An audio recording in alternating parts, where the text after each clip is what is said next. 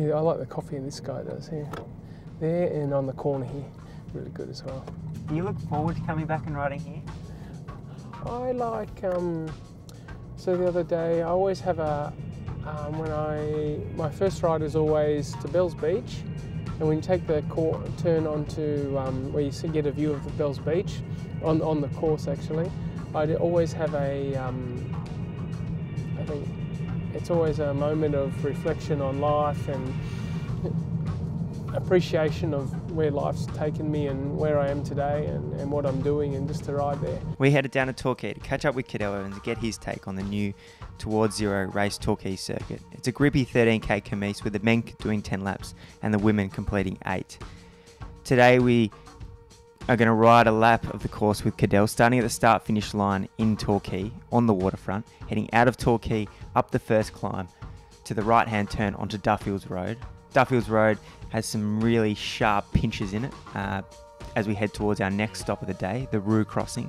This is where the riders will have completed most of the climbing. They've still got a little bit of climbing left before they get to our third stop of the day, Messmate Road. This is where the road really opens up and there's potential for crosswinds, especially after the riders have finished a tough climbing section of the course. They then head right back down into Torquay and into the finish on the beautiful Torquay waterfront. And the move to Torquay. Yeah. So we were at Race Melbourne, now we're Race Torquay, Towards Zero Race Torquay.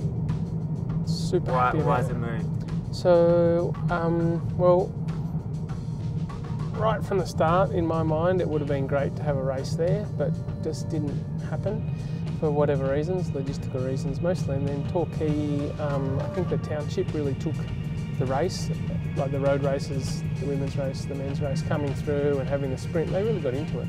And then Torquay came to us, well, can we have like a circuit race, or can we have something more? We're like, well, actually, we'd love to have like a Kermeese there. Well, we speak about the wind here, but when you ride here, of course, you get an idea of how windy it can be. If it's windy, it could split it up for the sprinters. And when we go and ride it, I'm quite interested. It's not 100% guaranteed to be a sprint. Do we need another coffee before we go for a ride? Never say no. Shall we stop off at Should we go to the place you were talking about? Salty before? Dog Cafe? Yeah, Salty I Dog don't Cafe. have a dog, but I do like this guy.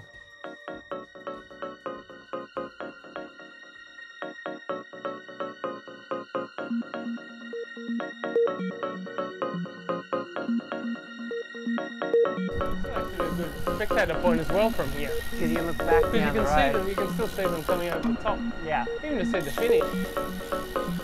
We take a right turn here, the riders will go on the right on the inside there. The amount of times I've ridden in training through this roundabout, it's incredible. It's perfect here because you see the riders for a long time. One of the slowest points of the course, so you see more of the riders because they're passing slower. But just here is where they're going to be hurting the most. So in my mind, this is the finish line, and here, best spots to watch. And you'll see, I imagine there'll be a bit of action along this part too, so you can see a long way down the road. Well, normally any climbers are going to attack are going to be doing it from the RACV club there, which is as far as we can see, to anywhere to here. Yeah. Is going to be the most likely place that they're going to get away. So you're going to be able to see it all here. They'll pass by this so quickly. Yeah. Well, you look back now, the runoff you'll get with that climb. It's the shape of the peloton here that I think will dictate how hard it is.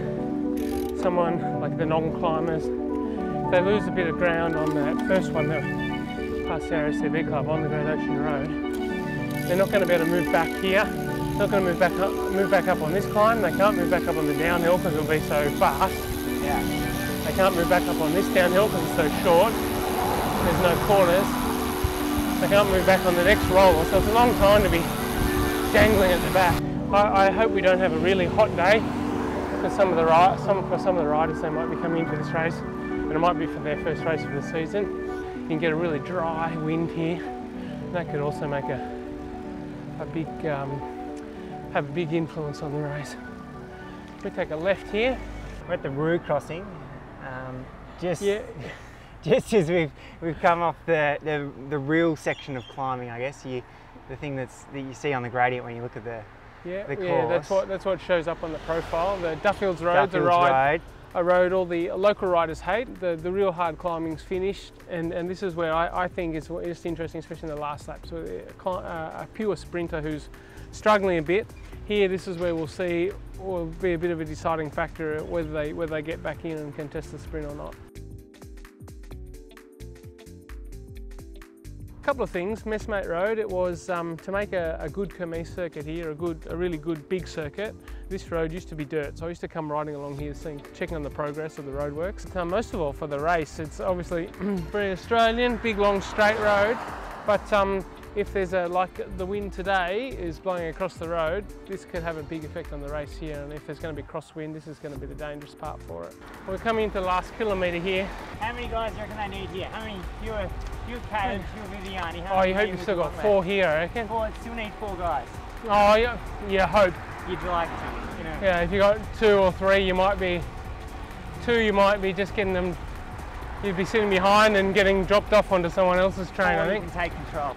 This isn't, not a sprinter, but this is a sprint that I find really hard to judge personally.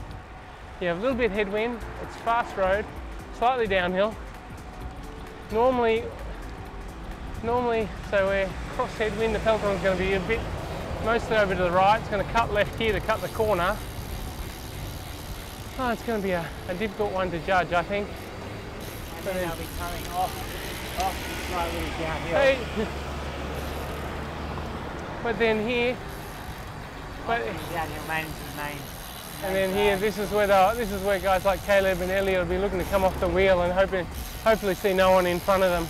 Cadel, done a lap towards Zero Race Torquay, the new home for it. Spectacular course. Look at this backdrop, sensational. Well, I have to say the ride was good, if I can say so myself. But we come down here, I smell the barbecue, and this is the finish line here.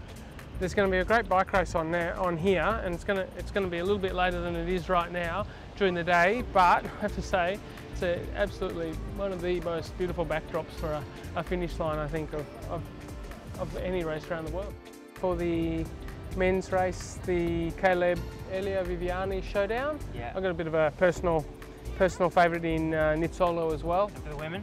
For the women's, well, Amanda's winning everything right now. I think for the women's race, the breakaway is a good chance, a certainly better chance than the men's. I think we're going to see a whole new level in the women's race. Yeah, fantastic. Well, look forward to seeing you and everyone down here towards Zero Race Look forward to everyone being here. I'll be busy working over there, but if I were free, I'd be sitting down here watching the bike race. I think with a cool beverage in hand. Yeah, fantastic. Thanks, Cadel. Thank you.